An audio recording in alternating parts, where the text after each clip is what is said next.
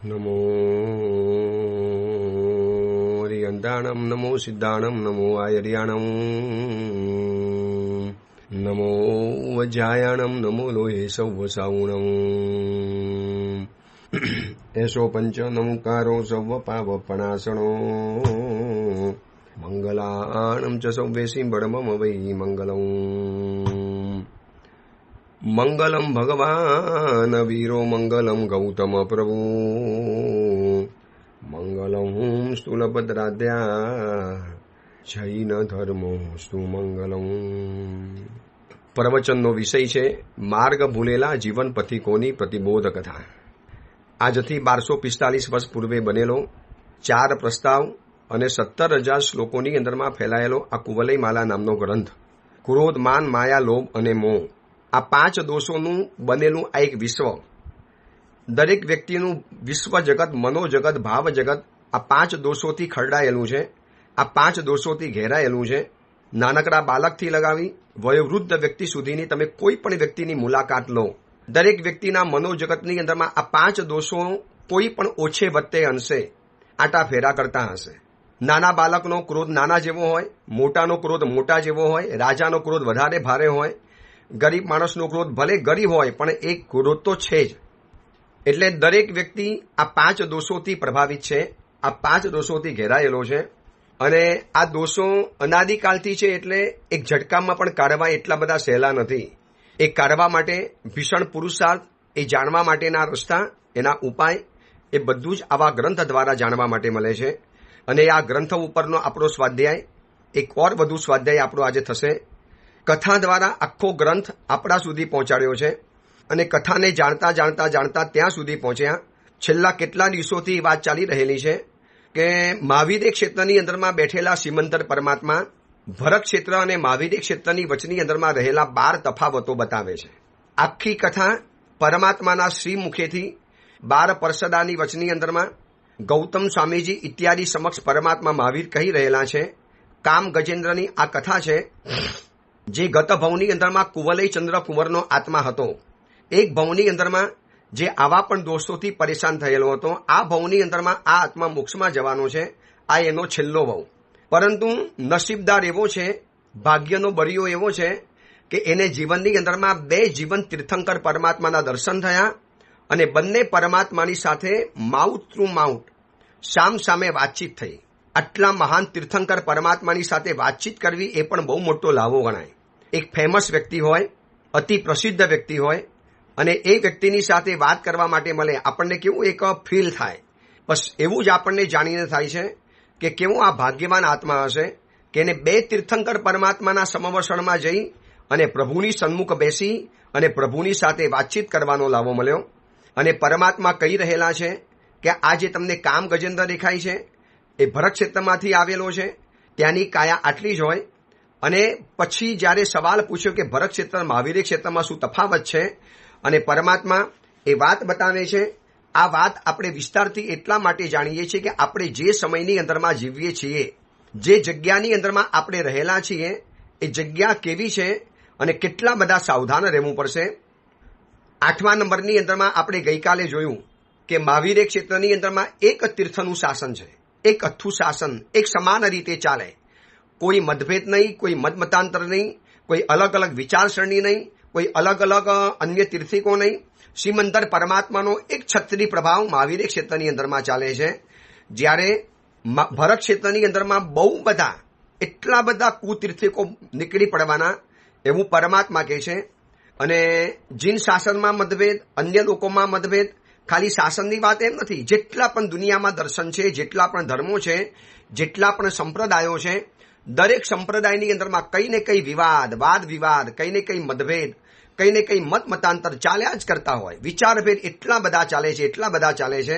એટલે વર્તમાન સમયની અંદરમાં આપણે જે ધર્મ શાસનમાં જીવીએ છીએ, જીન શાસનની અંદરમાં જેટલા આચાર્યો છે એટલા મતભેદ છે, જેટલા પુણ્યશાળી આત્માઓ છે એ બધાના મતાંતરો અલગ છે. એટલે હું તો ઘણા લોકોને કહું છું, હાથ જોડીને નમ્ર વિનંતી કરું છું કે માત્ર 5 વર્ષ, વધારે નહીં, જીન શાસનના દરેક સમુદાયના, દરેક ગચ્છના, દરેક તિથિના, દરેક પક્ષના, દરેક સંપ્રદાયવાળા મુનિ ભગવંતો, સમણ ભગવંતો, પદસ્થ ભગવંતો, આચાર્ય ભગવંતો જો એટલું નક્કી કરે ને કે 5 વર્ષ આપણે બધા જ અંગત મતભેદ ભૂલી અને માત્ર શાસનને કેન્દ્રમાં રાખીને આગળ વધવું છે, તમને કહું 5 વર્ષની અંદરમાં જીન શાસનની 500 વર્ષનું આયુષ્ય વધી જાય. જે રીતે આપણે પાછળ પડેલા છીએ, એટલી મોટી ક્રાઇસિસ ચાલે છે, એટલી મોટી સમસ્યાઓ આંખની સામે છે. વિધર્મીની સાથે ચાલી જનારી યુવતીઓનો કોઈ પાર નથી. ધર્મના ક્ષેત્રથી દૂર ચાલી ગયેલા યુવકોના ટોળે ટોળા રહેલા છે. આપણા ધર્મના વિરોધ કરનારા આપણા જ માણસો છે. એની સંખ્યા પણ કોઈ નાની સૂની નથી. આપણા ધર્મની અંદરમાં કેટલાય ઠેકેદારોએ પોતાના ધર્મ ઉપર એવો અધિકાર જમાવી દીધો છે જ્યાં નવું કશું જ ન થાય. બધી જ પુરાણી પદ્ધતિથી આખું વિશ્વ બદલાયું. સમગ્ર વિશ્વની અંદરમાં બધી જ થિયરીઓ બદલાઈ ગઈ. કપડાથી લગાવી, ભોજનથી લગાવી, ઘરથી લગાવી, બધી જગ્યામાં ફેરફાર સ્વીકાર્યા.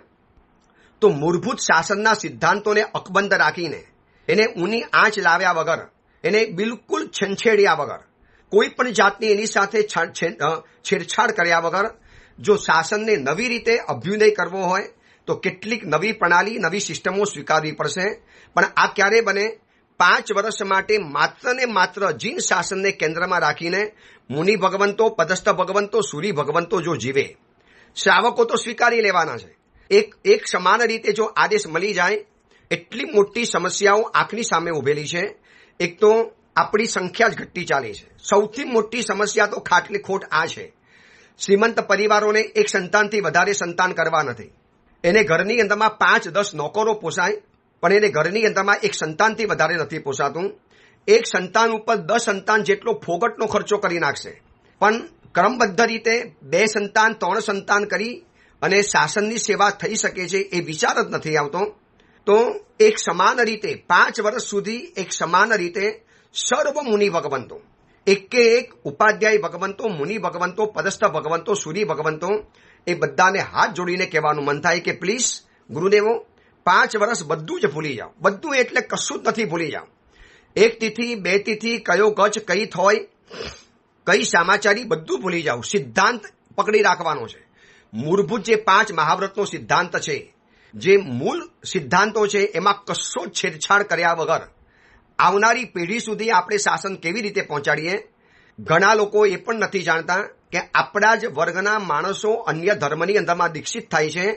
આપણા શ્રીમંતો આપણી જ કેટલીક ભૂલ ભરેલી નીતિઓના કારણે, કેટલીક ખોટી નીતિઓના કારણે, કેટલાક જૂના ખોટા રીતિ રિવાજોને પકડી લેવાના કારણે આપણા જ કરોડપતિ, અબજપતિ માણસો અન્ય ધર્મની અંદરમાં લાખોના લાખો રૂપિયા અને કરોડો રૂપિયા ખર્ચીને આવે છે. આપણે યુનિવર્સિટી નથી બનાવતા, આપણે સ્કૂલો નથી બનાવતા, આપણે વાડીઓ નથી બનાવતા. સંસારી સમાજને કંઈક પારણું કરાવવું હોય, આ સુરતની અંદરમાં જેટલા પણ વર્ષી તપના પારણા હતા, કોઈને કોઈ સમાજની વાડીની અંદરમાં જવું પડ્યું. એટલી શરમ આવે. અબજોપતિનો ગણાતો આ જૈન સંઘ કરોડો અબજો રૂપિયાના ચડાવવા વર્ષે દાડે બોલી શકે. શું દરેક સંઘોની અંદરમાં એવી પોતાની વાડી ન હોય? દરેક સુરત જેવા શહેરની અંદરમાં એટલી વિરાટ વાડી હોય જ્યાં વર્ષી તપના પારણા થાય, મોટા મોટા પ્રસંગો થાય, શિબિરો પણ થઈ શકે. આપણે હર વખતે કોઈને કોઈ એવા ડોમની અંદરમાં જવાનું, કોઈક એવા બેન્ક્વેટ હોલની અંદરમાં જવાનું, શિબિરો કરવી હોય, વિશિષ્ટ પ્રસંગો કરવા હોય, કોઈ એવા મેળાવડા કરવા હોય, કોઈ એવા ઇવેન્ટોના આયોજન કરવા હોય, દર વખતે જૈન સંઘ ભીખ માગે. આ બધું ત્યારે શક્ય બને છે. હવે મારા જેવો કહેવા માટે જશે, કોઈ બીજો વિરોધ કરવાનો, બીજો કહેવા જશે, ત્રીજો વિરોધ કરવાનો, ત્રીજી વ્યક્તિ કહેવા જશે, ચોથો વિરોધ કરવાનો. અને વિરોધ એટલો બધો ચાલે કે મૂળભૂત જે વાત હતી ને આખી નાખી ચેરાઈ જાય, આખી નાખી ડબાઈ જાય. મને યાદ છે વર્ષો પહેલા, બહુ વર્ષો પહેલાની વાત છે, શત્રુંજય ગિરિરાજને હરિયાળો બનાવવાનો હતો, લીલોછમ બનાવવાનો હતો. આ ધોમ તકતા તડકાની અંદરમાં પણ ગિરિરાજ એટલો બધો હરિયાળો દેખાય. જે શત્રુંજય મહાત્માની અંદરમાં એનું જે વર્ણન કરવાની અંદરમાં આવ્યું છે, એવું આખો હરિયાળો ગ્રીનરીથી ભરેલો, એટલા બધા વૃક્ષોથી છવાયેલો ગિરિરાજ બની જાય કે બંને બાજુ વૃક્ષો વાવી દેવાની અંદરમાં આવે. એટલે યાત્રિકોને બપોરે 2 વાગે પણ આરામથી યાત્રા કરી શકે, પગ વગેરે દાઝવાનો કોઈ સવાલ ના આવે. ચોવિયાર છડ કરનારા આરાધકો માટે પણ સારું પડે. એના માટે એક સંસ્થાએ આ બીડું ઉપાડ્યું. એમાં સામે બીજી સંસ્થાએ જે ભયંકર વિરોધ કર્યો, એટલો વિરોધ કર્યો કે સંસ્થાને એ કાર્ય સંભાવી દેવું પડ્યું. હવે આમ જોવા જઈએ તો બંને સંસ્થાના વિચારો સારા હતા. એમને જે વિરોધ કર્યો, એમને વિચારો વ્યક્ત કર્યા, એ પણ એમને ભયસ્થાન બતાવ્યા. આ બાજુ જે સંસ્થા કરવાની હતી એને પણ પોતે બતાવ્યું કે ભયસ્થાન છે કે શત્રુંજયને બચાવવો તો આ રસ્તો રહેલો છે, પણ કોઈ પણ જગ્યાએ ભેગા થવાની વાત નહીં. એક કંઈક વિચાર રજૂ કરે, નવી કંઈક શાસનલક્ષી કંઈક વાત વિચારણા શરૂ કરે એટલે સીધો જ વિરોધ થવાનો. મારા ગુરુદેવ ભુવનભાનુ સુરીશ્વરજી મહારાજાએ શિબિરનું આયોજન પહેલી વાર કર્યું ત્યારે પણ વિરોધ થયો. તપોવન નામની સંસ્થા બનાવવાની અંદરમાં આવી ત્યારે પણ વિરોધ થયો. એક જમાનાની અંદરમાં સ્કૂલની વિચારણા રાખી હતી એક મહાન આચાર્ય ભગવંતે, એનો પણ વિરોધ થયો. તો પછી આ શાસનલક્ષી કાર્યના વિરોધમાંથી કેવી રીતે શાસન આગળ વધશે? આટલા બધા મતાંતર, આટલા બધા વિરોધ. શ્રીમંતર ભગવાને કીધું ને કે એટલા બધા કુતીર્થીઓ છે, એટલા બધા મતાંતરો છે, એટલી બધી વિચારધારાઓ ચાલે છે, એટલા બધા વિચાર ભેદ ચાલે છે, આમાં એક વ્યક્તિ એક જગ્યાએ સંમત થઈને આગળ નહીં વધે. અને ઘણીવાર શું થાય છે, જીન શાસનના પ્રભાવક શક્તિશાળી શાવકો અને મુનિ ભગવંતોની શક્તિ, એમનું સામર્થ્ય આ વિરોધના નાખેલા પથ્થરો ઉઠાવવામાં નીકળી જાય છે. સર્જન તો નથી કરી શકતા, પણ જે વિરોધના જે પથ્થરો ઉઠ્યા એને હટાવવામાં, ખુલાસા કરવામાં, ફલાણું કરવાની અંદરમાં એટલો બધો સમય નીકળી જાય છે, બરબાદી થઈ જાય છે કે મૂળભૂત જે વાત છે, શાસનલક્ષી જે કાર્ય છે એ તો સાઈડની અંદરમાં રહી જાય. વર્ષોના વર્ષો ચાલ્યા કરે, વિવાદો ચાલ્યા કરે, એકબીજાના વિરોધની અંદરમાં વાત આવી જવાની, નનામી પત્રિકાબાજી આવવાની, વોટ્સએપબાજી ચાલ્યા કરે. આ બધું જો ચાલશે ને તો લાગતું નથી કે શાસનને આપણે લોકોના જન સુધી પહોંચાડી શકીશું. આ વિધર્મીઓ જુઓ, આ દેશની અંદરમાં આવ્યાને ખાલી 1200 વર્ષ થયા છે અને કેટલી જગ્યાની અંદરમાં છવાઈ ગયા, કેટલી જગ્યામાં એ લોકોનો પગ પેસારો થઈ ગયો. કેમ આપણે રહી ગયા? આપણે હિન્દુ ધર્મવાળા, આપણે જૈન ધર્મવાળા, આપણે સનાતનવાળા કેમ રહી ગયા? બસ ટાંટિયા ખેંચ, એકબીજાનો વિરોધ કરવાનો, એકબીજાના વિરોધની અંદરમાં આવી જવાનું. ઓલો કરી જાય, માને ન પોસાય એટલે મારે પછી ઈર્ષાવશ વિરોધ કરવાનો. વિરોધ કરવાનું કોઈ સબરું કારણ નથી હોતું. ઈર્ષા, એ કરી જાય તો મારું નામ નહીં થાય, એ કરી જશે તો આપણે શું? આપણે વર્ષોથી સંસ્થા ચલાવતા હતા, આજકાલની નવી સંસ્થા આવી અને આ બધા કરી જાય તો આપણે શું કરી શકવાના હતા? આવો એક ઈર્ષાવર્ષ વિરોધ ચાલે છે. એટલા માટે સમગ્ર જીન શાસનના સમગ્ર મુનિ ભગવંતોએ સમગ્ર ચતુર્વિશી સંઘે એક એલાને નક્કી કરે, દ્રઢ સંકલ્પ કરે, 5 વર્ષ કોઈએ કોઈનો વિરોધ નહીં કરવાનો અને આ 5 વર્ષ માત્ર ને માત્ર શાસનલક્ષી કાર્યો કરવા છે. શત્રુંજય, ગિરનાર, સમેશ શિખર ઇત્યાદિ તીર્થો ઉપર કોઈ આફત ઓછી નથી. આવનારા સમયની અંદરમાં જો આવા ગાફેલ રહ્યા તો આ તીર્થને કેમ બચાવી શકશું? આપણા માટે સવાલ છે. મોટા ભાગની ભણેલી ગણેલી એજ્યુકેટેડ યુવા પેઢી તો લગભગ ધર્મથી વિમુખ જ છે, એને આ બધું ગમતું જ નથી. અને હવે તો અધર કાસ્ટના મેરેજ એટલા બધા, ઇન્ટરકાસ્ટ મેરેજ એટલા બધા કોમન થઈ ગયા છે કે છોકરીઓને આમાં ખોટું છે કે પાપ છે કે હું ખરાબ કરું છું લાગતું જ નથી. કેમ ન કરી શકાય? એ પણ માનવ છે, એ પણ માનવી છે. માનવ ધર્મ બધી જગ્યાએ આવે છે. ધર્મ ચીજ શું છે, ધર્મ કોને કહેવાય, મારી ધર્મની ફરજ શું છે, મારી જવાબદારી શું છે, એ તો લગભગ કોઈ સમજવા તૈયાર નથી. આટલા ખરાબ સમયમાંથી પસાર થઈ રહેલા છીએ, છતાંય આશ્ચર્ય એ છે બધા પોતપોતાના ઝંડા લઈને ફરે છે. બસ પોતાનો ઝંડો બીજા કરતા ઉપર હોવો જોઈએ. મારો ઝંડો, મારી ધજા બધાથી ઉપર ગઈ એટલે મારો જય જયકાર. મારી શિબિરમાં સૌથી વધારે સંખ્યા આવી, મારા સામૈયામાં સૌથી વધારે સંખ્યા આવી, મારા ચોમાસાના પ્રવેશમાં સૌથી વધારે સંઘ પૂજન થયું, મારા સામૈયાની અંદરમાં 10-15 હાથીઓ આવી ગયા, મારા સામૈયાની અંદરમાં આટલા બેન્ડ વાજા વાગી ગયા, મારા સામૈયાના ભોજનની અંદરમાં, મારા ચોમાસાના કે મારા દીક્ષા દિવસના પ્રસંગની અંદરમાં 10-15-25 મીઠાઈઓ બની ગઈ, 5-15 પકવાનો બની ગયા. બસ ભીડ ઉમટી થઈ ગઈ એટલે શાસનનો જય જયકાર થઈ ગયો. આવું જો હોત ને તો ભીડ તો પરમાત્મા મહાવીરના શાવકો કરતા વધુ ભીડ હતું ગોશાલા પાસે. કોણ દુનિયા આજે યાદ કરે છે ગોશાલાને? બહુમતીથી શાસન નથી ચાલતું, શાસન ચાલે છે સન્મતિથી. માત્ર ને માત્ર શાસનલક્ષી જો કામ શરૂ કરે કોઈ પણ હિસાબે, બસ શાસનને આગળ વધારવું છે, શાસનને કેન્દ્રમાં રાખવું છે, જીન શાસનલક્ષી જ કાર્યો કરવા છે. બસ આ 5 વર્ષ, વધારે નહીં, ઓનલી 5 વર્ષ બધા જ મતભેદોને સાઈડમાં મૂકી દો, બધી જ વસ્તુ ભૂલી જાઓ. કોને કેટલો ક્યાં શું વિરોધ કર્યો બધું જ ભૂલી જઈ અને એક માત્ર શાસન ધ્વજના નેજા હેઠળ બસ આગળ વધો. સમુદાય ભૂલી જાઓ, ગચ્છ ભૂલી જાઓ, જ્ઞાતિ, સમાજ, પરિવાર બધાને ભૂલીને માત્ર ને માત્ર શાસનલક્ષી. ભાઈ કયો સમુદાય? શાસનલક્ષી સમુદાય. કયા તમે ગુરુના શિષ્ય? શાસનલક્ષી ગુરુના શિષ્ય. બસ એકી અવાજે. બાકી શક્તિ કોઈ કમાન નથી, આપણી પાસે શક્તિ કોઈ ઓછી નથી. મેં તમને ગઈકાલે બતાવ્યું ને, કેટલા મોટા મહાત્માઓ છે, પ્રવચનકારો છે, ધુરંધરો છે, વિદ્વાનો છે, કરોડો રૂપિયાના દાન આપણે આપીએ છીએ. એક બાજુ હિન્દુસ્તાનની ઇકોનોમીને આપણા હાથની અંદરમાં આપણે સંભાળી શકીએ છીએ. 28% ટેક્સ વધુ આપણે ચૂકવીએ છીએ. હજારો પાંજરાપોરો દેશોની આપણે ચલાવીએ છીએ. સરકારની જવાબદારી છે અનુકંપા દાન કરવાની, ગરીબોને ખવડાવવાની, બધું આપણે ખવડાવીએ છીએ. કઈ જગ્યાની અંદરમાં જીન શાસનનું યોગદાન નથી એ તો બતાવો.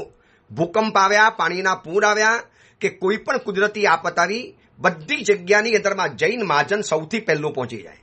એટલી બધી યુવાઓની સંસ્થા છે. શું નથી કરતા આપણે, છતાં પણ આપણું નામ નથી આવતું, આપણો કોઈ અવાજ નથી પહોંચતો, આપણને કોઈ સીટ નથી મળતી રાજકારણની અંદરમાં, કે આપણે કશો ફેરફાર નથી કરી શકતા.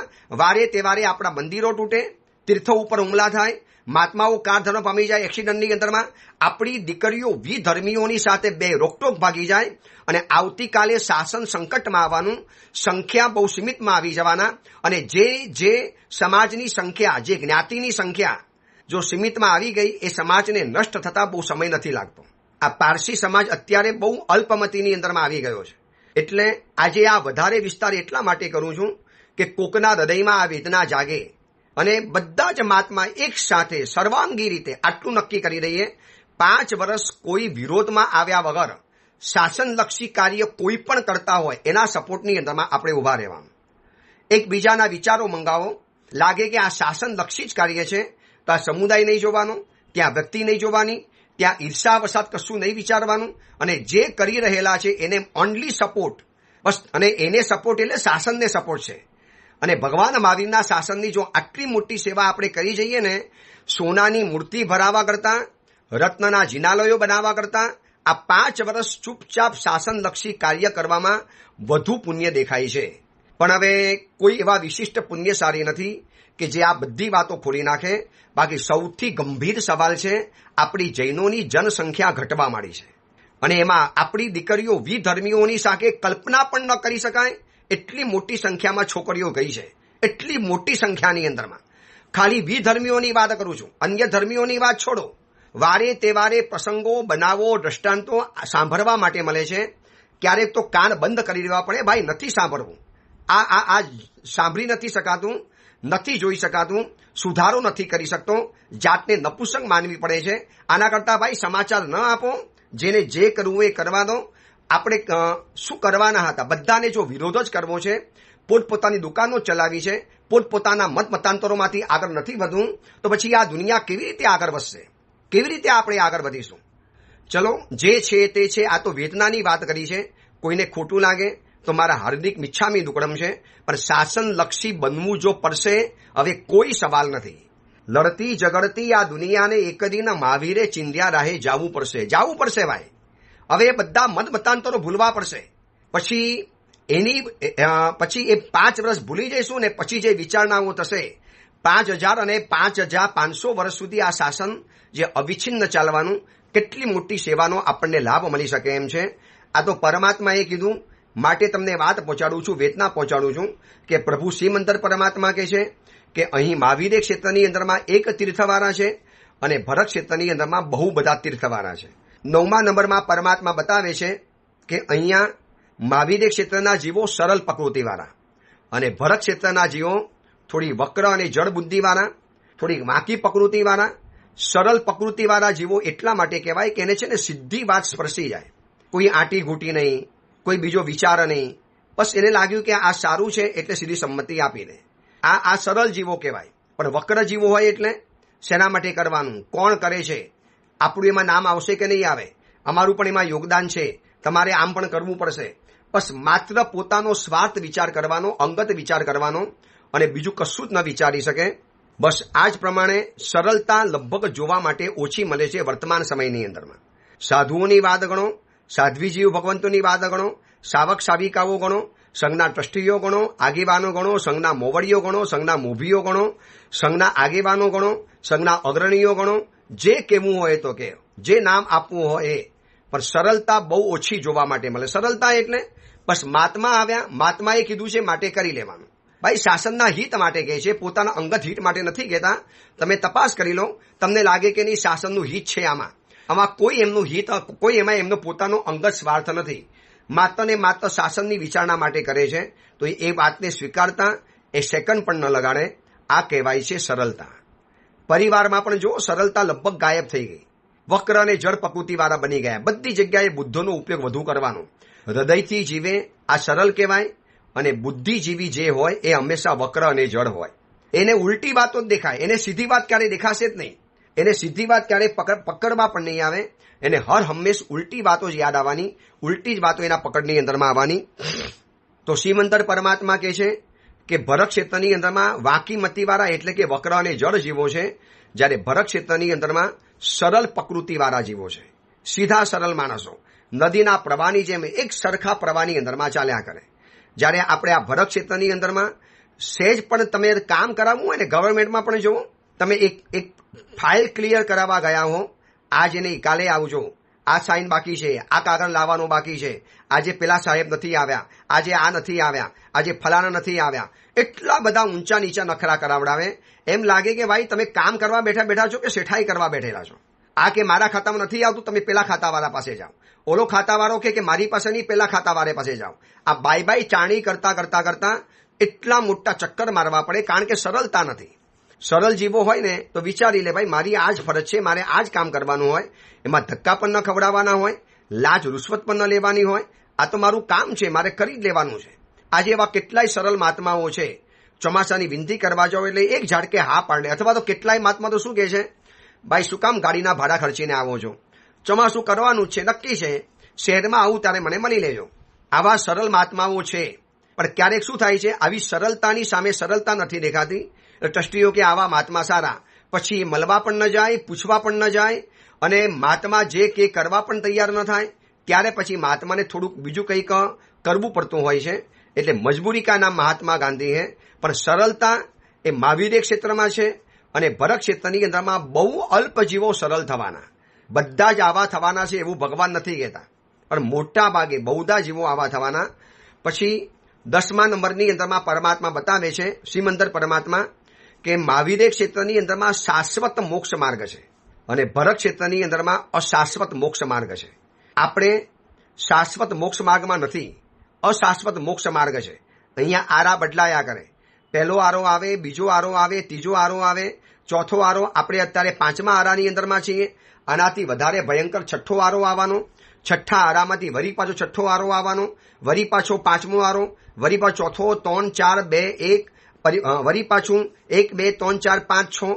આ ઉત્સર પેઢી અવસર પેઢીની સિરિયલ ચાલ્યા કરવાની. એમાંથી મોક્ષ માર્ગ શાશ્વત નથી. 6થા આરામાંથી કોઈ મોક્ષમાં ન જાય, 5મા આરામાંથી કોઈ મોક્ષમાં ન જાય, પહેલા બીજા ત્રીજા આરામાંથી કોઈ મોક્ષમાં ન જાય. જે જાય એ ત્રીજા આરાના એન્ડ અને ચોથા આરાની શરૂઆતમાંથી જાય. હવે આ કેટલો કાળ રહેવાનો? અશાશ્વત મોક્ષ માર્ગ છે. બધું અહીંયા અસ્થિર છે.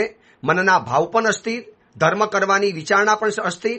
બધી જગ્યાની અંદરમાં અસ્થિરતા જોવા માટે મળે. આજે હા પાડી હોય અને આવતીકાલે વરી પાછો ના પાડી લે.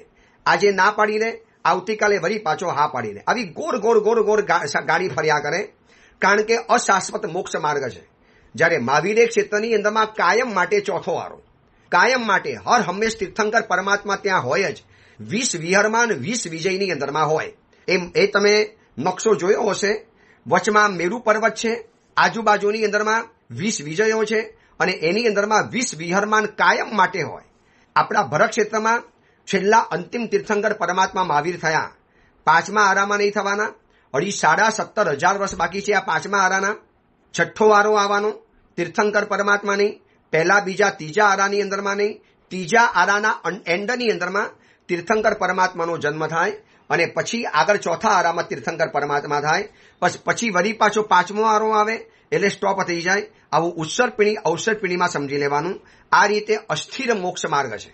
જ્યારે મહાવીર ક્ષેત્રમાં જન્મ લેવા માટે જાઓ, જીવંત તીર્થંકર પરમાત્મા ત્યાંની પ્રજાને કાયમ માટે જોવા માટે મળે. 20 વિજયમાં હોય, એટલા માટે 20 વિહરમાન કહેવાય છે. 20 તીર્થંકર પરમાત્મા વિહરમાન અત્યારે વિચરતા છે. શ્રીમંદર, યુગમંદર, બાહુ, સુજબાહુ, સુજાત, સ્વયંપ્રભ, આ બધા જ પરમાત્મા અત્યારે ધરતી ઉપર વિરાજમાન છે. જ્યારે આપણને જોવા નથી મળતા, કારણ કે આપણે અસ્થિર શાશ્વત અસ્થિર મોક્ષ માર્ગના જમાનાની અંદરમાં છીએ. કારણ કે આપણે કર્મ જેવું કર્યું છે, આપણે કર્મ એવું બાંધીને આવેલા છીએ. અહીંયા શાશ્વત મોક્ષ માર્ગ નથી. 11મા નંબરમાં પરમાત્મા બતાવે છે, સિમંદર પરમાત્મા, કે આ મહાવીર ક્ષેત્રની અંદરમાં ઔષધિઓ શુભ રસવાળી છે, જ્યારે ભરત ક્ષેત્રની અંદરમાં મોટા ભાગની ઔષધિઓ અશુભ રસવાળી છે. ઔષધિ એટલે વસ્તુઓ સમજી લેવાની. ઔષધિમાં ફળ આવે, ફ્રૂટ આવે, મીઠાઈ આવે, ભોજન સામગ્રી આવે, ખાવાની આઈટમો આવી જાય. આ બધી જ ઔષધિ કહેવાય. ભોજન પણ એક જાતનું ઔષધિ છે. તો પરમાત્મા કહે છે કે મહાવીર ક્ષેત્રની અંદરમાં બધી જ ઔષધિ રસકસથી ભરેલી છે, જ્યારે વર્તમાન સમયની અંદરમાં ભરત ક્ષેત્રની અંદરમાં એટલી બધી મિલાવટ, એક દૂધમાં પણ એટલી મિલાવટ. તમે દૂધનો માવો જુઓ, દિવાળી સમયની અંદરમાં નકલી લાખો ટન નકલી માવો પકડાય છે. લાખો ટન કહું છું.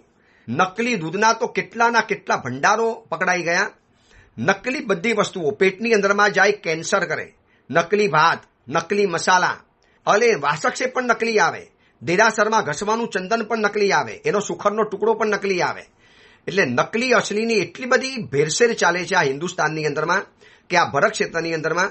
જ્યારે પરમાત્મા કહે છે કે મહાવીર ક્ષેત્રની અંદરમાં ઔષધિઓ રસયુક્ત છે. એનો જે રસ ચાખો ને, અહીંના ફ્રૂટ વાપરવા જાવ તો પણ ફિક્કા લાગે. ઇન્જેક્શનો મારી મારીને ફ્રૂટને મોટા કર્યા હોય, અંદરમાંથી રસકસ નીકળી ગયા હોય, ઇન્જેક્શન મારીને અંદરમાંથી બહાર લઈ લેવાની અંદરમાં આવે. અને એટલે સારામાં સારું ફ્રૂટ વાપરતા હોઈએ, પણ એની જે મીઠાશ અનુભવાવી જોઈએ. આજના વયોવૃદ્ધ વ્યક્તિઓ કહે છે કે અમે અમારા જમાનાની અંદરમાં જે શક્કરટેટી વાપરતા હતા, કેરી વાપરતા હતા, જે પણ ફ્રૂટ વગેરે વાપરતા હતા, આ ઉનાળાની અંદરમાં તરબૂચ વગેરે વાપરતા હતા, એ બધાનો એ સમયનો જે સ્વાદ હતો ને, એવો સ્વાદ અત્યારે તો અનુભવવા જ નથી મળતો. જેમ સમય પસાર થશે એમ આ ધરતી રસકસ વગરની બનવાની. આ ધરતીનો પ્રભાવ છે, આ સમયનો પ્રભાવ છે, યુગનો પ્રભાવ છે. જે આરામાં આપણે જીવીએ છીએ, જે ભોજન રસકસ વગરનું હોય, તો માણસના શરીરમાં શક્તિ કેવી રીતે આવવાની, તાકાત કેવી રીતે આવવાની, માણસ કેવી રીતે પોતાના જીવનમાં પોતાનો બાંધો બનાવી શકે. અને આ બધાના કારણે એટલી બધી બે રોકટોક ભેરસેળ ચાલે છે. મરચામાં ભેરસેળ, અરે જીરું અને હળદર આવે એમાં પણ ભેરસેળ. કઈ વસ્તુ નકલી નથી બનતી બજારની અંદરમાં. મોબાઈલ સુદ્ધા પણ નકલી બને છે. અરે મોટી મોટી પોસ્ટ ઉપર રહેનારી વ્યક્તિઓ પણ નકલી બનતી જાય છે. નકલી રબર સ્ટેમ્પ, નકલી સહી, નકલી પોલીસ, બધું જ નકલી ચાલે છે આ જમાનાની અંદરમાં. સિમંદર ભગવાન પોતે કહીને ગયા છે કે ભરત ક્ષેત્રની અંદરમાં ઔષધિઓ રસકસ વગરની બનવાની, જ્યારે મહાવીર ક્ષેત્રની ઔષધિ રસ ભરપૂર, સ્વાદ ભરપૂર, સ્વાદિષ્ટતા ભરપૂર, સૌષ્ઠવ ભરપૂર, પૌષ્ટિક આઈટમ. જ્યારે અહીંનું અત્યારે દૂધ પીએ ને, પણ કેવું પાણી જેવું દૂધ દેખાતું હોય છે. ક્યાં રગડા જેવું દૂધ જ જોવા માટે નથી મળતું. જૂના સમયની અંદરમાં સિંહ કેસરિયા લાડુ ખાતા હતા અને એવા જ દૂધ પીવાની અંદરમાં આવતા હતા. આજે ઘી પણ નકલી પકડાય. મટન ટેલો નાખેલા બધા ઘી હાથની અંદરમાં આવે છે. ખાવાની બાબતોમાં એટલા બધા છેડા થવાની અંદરમાં આવ્યા છે, છેડછાડ થવાની અંદરમાં આવી છે, કે આજે એના કારણે કેન્સરના રોગ કેટલા બધા વધ્યા. એક જમાનામાં કેન્સર એટલે હજારો માણસોમાં એક કેન્સર જોવા માટે મળતું હતું. આજે હજારોની સંખ્યાની અંદરમાં જે કેન્સર જોવા માટે મળે, કિડની ફેલ થયેલી જોવા માટે મળે છે. આ બધી જ ઔષધિઓ રસકસ વગરની થઈ ગઈ છે. માટે એટલે પરમાત્મા આ બતાવે છે. અને છેલ્લા નંબરમાં પરમાત્મા કહે છે કે અહીં મહાવીર ક્ષેત્રમાં જેટલા પણ પરિણામ છે ને, એ બધા શાશ્વત છે. શાશ્વત બહુ શુભ પરિણામ વાળું મહાવીર ક્ષેત્ર છે. મનોહર પદાર્થો છે. જ્યારે ભરત ક્ષેત્રની અંદરમાં શુભ પરિણામ વાળા પદાર્થો ઓછા થતા જાય છે. જે પરિણામે સારા હોય એવા પદાર્થો ધીમે ધીમે ઘટતા જાય છે. જે સારી આઈટમો હતી, હીરા, માણેક, રત્ન, કામધેનુ ગાય, ચિંતામણી રત્ન, ક્યાં બધું જોવા માટે મળે છે. શાસ્ત્રના પાનામાં જ્યારે વાંચીએ છીએ, આપણે ધન્યકુમારના ચરિત્રની અંદરમાં જોયું હતું, અંબરકુમારના ચરિત્રની અંદરમાં જોયું હતું કે કેટલી બધી વસ્તુઓ આ ધરતી ઉપર છે. વિશિષ્ટ ઔષધિઓ, અલગ અલગ પ્રકારની પ્રભાવવંતી જડીબુટ્ટીઓ, આ બધું અત્યારે જોવા જ નથી મળતું. સુવર્ણ રસ જે આખા સોનાને, લોખંડને સોનું બનાવી આપે, આવી સુવર્ણ સિદ્ધિઓ પણ જોવા નથી મળતી. ક્યાં ગઈ આ બધી વસ્તુઓ? પરમાત્મા કહે છે કે મહાવીર ક્ષેત્રની અંદરમાં બધા શુભ પરિણામ વાળી વસ્તુઓ શાશ્વત છે. જ્યારે ભરત ક્ષેત્રની અંદરમાં આ બધી જ વસ્તુઓ શુભ પરિણામ વાળી વસ્તુઓ ઘટતી જવાની, ઓછી થતી જવાની. અને એના કારણે ભરત ક્ષેત્રના જીવો પણ ઓછી કાયાવાળા છે. એનું પણ શરીરનું કદ નાનું થતું જવાનું, શરીરનું કદ ઓછું થતું જવાનું. પણ મહાવીર ક્ષેત્રમાં કેમ આટલી બધી હાઇટ છે, કેમ આટલું બધું તેજ છે, કેમ આટલું બધું રૂપ છે? કારણ કે અહીંના વસ્તુઓના પરિણામો વધતા જવાના. વસ્તુઓ રસકસવાળી થતી જવાની, દિવસે દિવસે એમાં તાકાત વધારે થતી જવાની, એનો પ્રભાવ વધતો જવાનો. જ્યારે ભરત ક્ષેત્રમાં આવું નથી. આ 12 બાબતો પરમાત્મા બતાવે છે સમવસરની અંદરમાં. કામ ગજેન્દ્ર સાંભળે છે, પ્રભુ વીર પણ સમવસરમાં કથા કહે છે અને સભા સાંભળે છે, અને એ બધી વાતો હું તમને કહું છું અને તમે પણ પ્રેમથી સાંભળો છો. આપ સબ ભી સુનતે હો. હવે આ સમયની અંદરમાં જીવવાનું છે. આવતીકાલે એ વાત કરવી છે કે આપણે જે સમયમાં જીવીએ છીએ એ સમયના 4 કલંક છે. એ 4 કલંકને કાલે જાણીશું. પછી શ્રીમંતર પરમાત્માની વાતોને આગળ વધારીશું. એ જ મંગલ કામના મંગલ ભાવના. જીનાગના વિરુદ્ધ કાંઈ પણ બોલાયું હોય તો મિચ્છામી દુક્કડમ.